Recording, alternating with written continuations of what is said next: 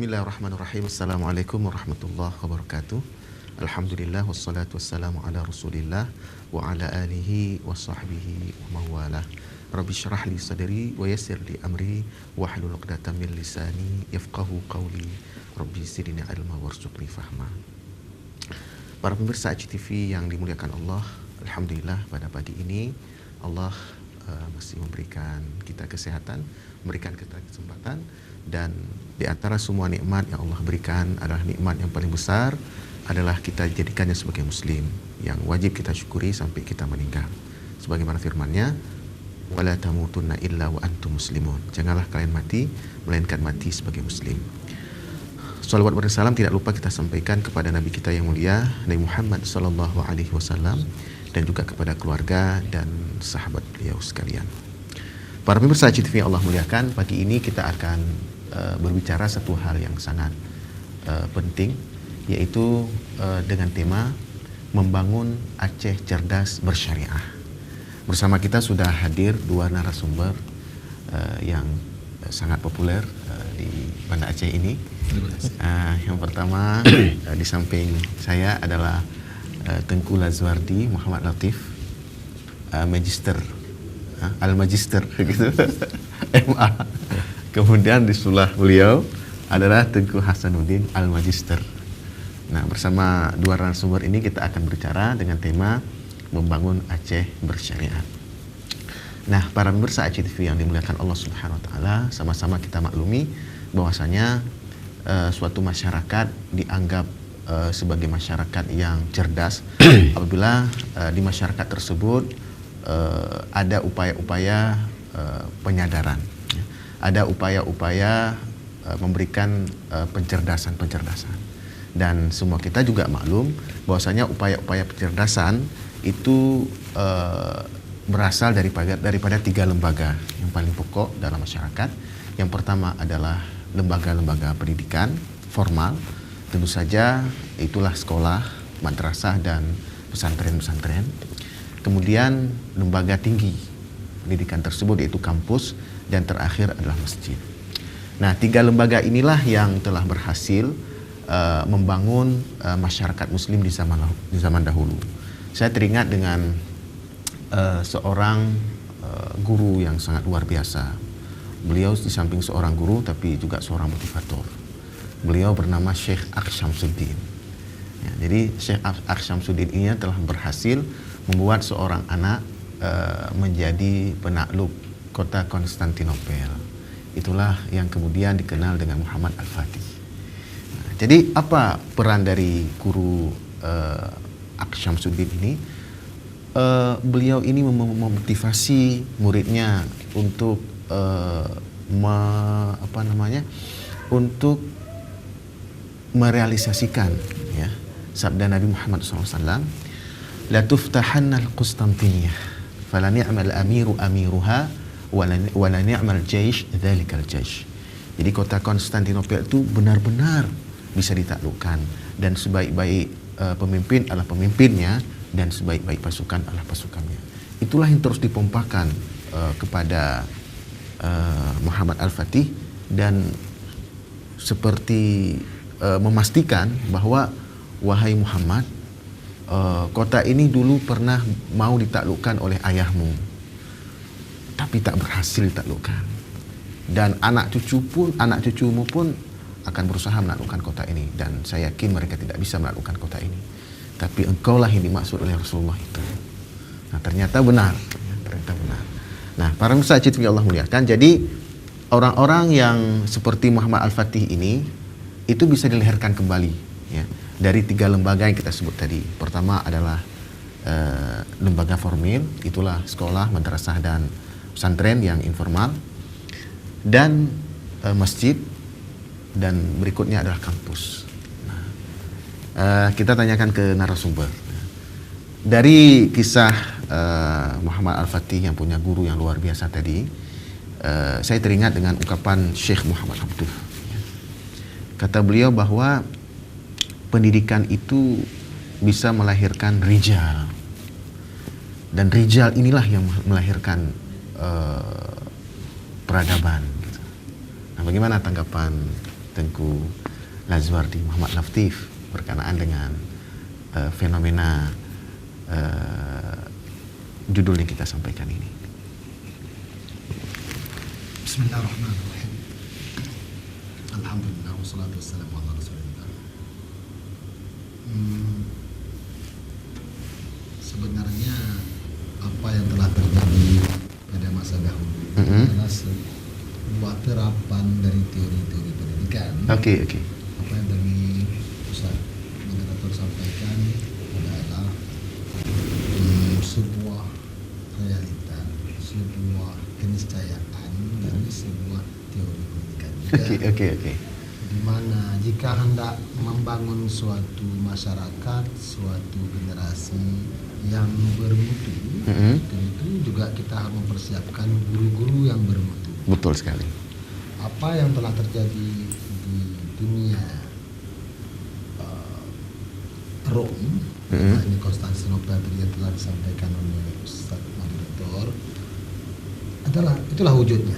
Di mana suatu ketika akan hadir seorang pahlawan, seorang wira yang mampu menaklukkan Rome di tangannya. Iya. Itu tidak hadir seketika, Betul. akan tetapi melalui proses pendidikan, melalui bimbingan dari seorang guru yang amat luar biasa. Betul sekali. Nah, dalam hal ini sebenarnya yang bertindak itu ada dua, aktornya di sini bukan saja Muhammad Al-Fatih, tapi juga siapa yang membimbing dan mendidiknya. Betul. Nah, dengan demikian yang kita harapkan terlebih dahulu tentunya dalam masyarakat kita adalah menyiapkan dahulu guru-guru yang bermutu, yang mampu membina dan mampu membesarkan generasi-generasi yang bermutu. Betul.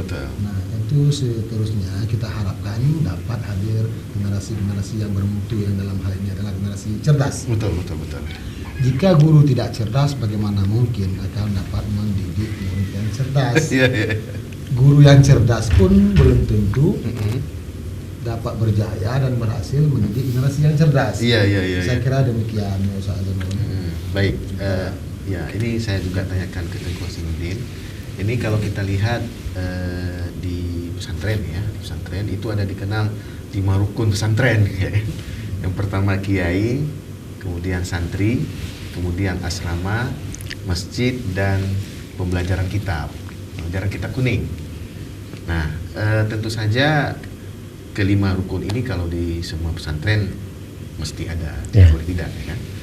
Nah, yang problematikanya adalah ketika kita melihat kenyataan bahwa kurikulum itu di pesantren itu secara umum itu ada di kepala kiai itu. Jadi apa yang diajarkan kepada santri-santrinya itu semua ada di kepala kiai gitu. Nah, jadi tidak mungkin tidak sistematis seperti yang selama ini berlaku di dunia pendidikan formal ya. Itu betul nggak kira-kira anggapan seperti itu? Dan bagaimana kalau memang seperti itu, bagaimana cara kita menyikapinya?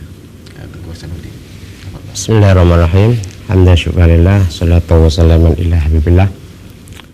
Mengenai tentang temanya kita membangun Aceh cerdas bersyariat. Mungkin ini salah satu bagaimana kita membangun Aceh cerdas. Ada 3 pembangkit. Ada 3 pembangkit. Betul. Yang pertama masjid. Betul. Yang kedua kampus. Ya. Yang ketiga daya. Betul. Mungkin kalau kita lihat ke sejarah pada masa Nabi SAW, ada peradaban Islam. Yang pertama Rasulullah itu membangun masjid. Iya. Membangun masjid. Mungkin masjid itu artinya bermacam-macam kajian atau tidak mesti dengan ibadah. Ada juga pengajian. Sekarang lahir kalau kita saya bilang perkembangan Islam saya gambarkan pada masa Rasulullah, Khalifah Rasyidin, kemudian tabi'in seperti begini. Pertama Rasulullah, yang kemudian Khalifah turun.